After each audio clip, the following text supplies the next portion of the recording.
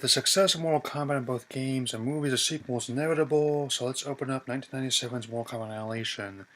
The film's tagline swayed expectations shockingly apt, so let's get started. Right off, the film picks up on the last movie and again suggests Mortal Kombat is not out of death but rather preservation of life. Interesting given how the selling point of the games often involves Sub-Zero tearing out an opponent's spine. We'll have to address this right off, given how Robin Shaw tells us the sort of only two cast members to come from the last movie as Liu Kang and Kitana. Every other returning voice can be cast, and director is now John Leonetti, with Matthew F. Leonetti taking over cinematographer. Also, even though this was more expensive than the last film, the visuals actually look worse than Mortal Kombat 4 did the same year. As we're introduced to scaled new characters from the games, we argue about the funniest exchange of the movie between Kitana and Mother Sindel, played Musetta Vander. Mother, you're alive. Too bad you will die. It's not just my impression either, they actually deliver the lines like that. The first release had a pretense martial arts term on Liu Kang avenging death of his brother. This film doesn't even have that. This opening scene's incoherent brawl is also Shao Kahn led Brian Thompson killing Johnny Cage. I know this movie's full of bad actors and corny fight scenes, but he doesn't seem right for one of the most intimidating villains in any game. What I can gather, Shao Kahn's plans to merge Outworld the Earth so he can conquer it in 6 days. I guess he's using Cooper's playbook to remember this movie. There's also these things called Velo spears, which are a method of transportation that seem to be a cross between a hammer's ball and really bad editing. The way they had to pilot and they're basically twerking doesn't help. Unlike a lot of new fighters, we had the likes of Motaro, Shiva, Shinnok, and many other silly names trying to make a buffet of the scenery. I'm still astonished how it's got theatrical release back in the day, since I saw the trailers of a YouTube Red movie in hindsight. Also, it turns out Sub-Zero and Scorpion are back, even when they died in the last movie. Scorpion's not played by J.J. Perry, and Sub-Zero's not played by Keith Cook. Perry is also stunned up with Cyrex and Noob Saibot, the latter being a play in series creators Ed Boon and John Tobias. He has different versions like in the games, but even though the movie doesn't explain it very well. It's strange that this film takes many liberties of the games, but also requires you to know all about them. Other people join the fight in their best Spirit Halloween ninja garb include Smurf, played by Billy Sui, William played by Tyrone C. Wiggins, and Aaron Mack played by John Medlin. It's actually kind of funny, for all the wrong reasons.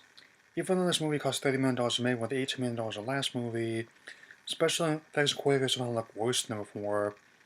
The fights are cut together like a hyperactive teenager, and the CGI choreography looks like a late-night sci-fi originals movie.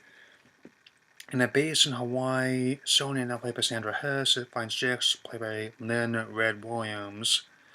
He has also gotten the bark arms he has in the games, Mortal Kombat 3 onwards, able to fight off Cyrex and skateboard basic plays of bad chroma key shots. Well, that's that discounts Cyberman.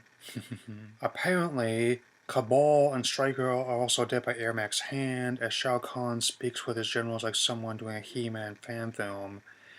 The over-the-top acting and laughable costumes and sets don't help. In the middle of the desert, Liu Kang meets a warrior known as Nightwolf, played by Native American actor Gary Lightfoot Davis. Much of the games, he's one of those Native American mystic cliches, forcing Liu Kang to undergo the first of 3 tests in this film's infamous animality sequence, complete with laughable CGI. I miss Rick Baker. Liu Kang exclaims, "I don't have time for these stupid games." Well, you're not going to like the second and third tests. The second test is apparently fighting Jade, played by Elena Panteva, in order to bring up Liu Kang's animality. Ever since I first saw this movie, I never did see what the third test was. We were trying to break the woods, don't nice like in that training minigame. It also turns out like Kitana's the key to what's going on, again kinda days of Marvel's movie. However, while Koopa was kind of funny in his portrayal, Shao Kahn seems like someone who just got lost on his way to Agent for harm. Moreover, I get the feeling nobody really wants to be involved with this film. The way Sony guys are going through what seems to be a rock quarry, they're just going through the motions until they get their next condo payment. Just as well, Sony is confronted by Kitana's sister Melina, played by Dana He. She's probably my favorite character from the games, and the fight divulged in a mud wrestling match. Not that I'm complaining about that, but I will complain about the CGI dragon looks like so many of those lousy Beast Boys PlayStation 1 games. Show is pretty good though. Raiden, now played by James Remar, then confers the Elder Gods who advise him how to fight Shao Kahn. Conveniently, they all come riding up on horseback, as Raiden gets a new outfit and a Vanilla Ice haircut. It also turns out one of the stuntmen in this movie is Ray Park, who will later go on to play Darth Maul in The Phantom Menace and live-action Snake Eyes. Sorry I haven't been going into too much detail, but when I first saw this film I was only 11. I was younger, inexperienced. I saw a lot of dumbass movies in those days. While the first one did take the right liberties with the games, this one's just a mess. It is a hilarious mess, though. The lighting set design is finding out battle due to very little height, the fact that art was basically a soundstage. Fight choreography is also very awkward, with many of the famed punching case not making contact, trying to use slow motion techniques that don't exist yet. I mean, the games have plenty of outlandish elements too, but without the fatalities, the whole thing feels like watching Power Rangers on a entire box of Cocoa Puffs and a liter of Coke. Baraka Livid Dennis Kiefer definitely suffers the worst. He doesn't get to use his sword to his arms before he's knocked out into a lava pit by Liu Kang. Pretty lame, but the movie's almost over, so I'll manage. Kitana tries to reform Sindel, but then she starts cackling like a fusion of Vio and Vito Repulsa. Jade is also a bad guy now, and Sindel somehow turns into one of those bad CGI dragons I have been recurring throughout this movie. Again, given how much I played the games when I was younger, I did mention pretty crazy fanfiction, but nothing quite like this. Apparently, Shao Kahn is also Raiden's brother. What a twist! Even though it's over-the-top martial movies go, the way Shao Kahn feeds Jade to CGI Dragon is hilarious for all the wrong reasons. Jax also tells Raiden that you have one dysfunctional family. Jax, you have a gift for understatement.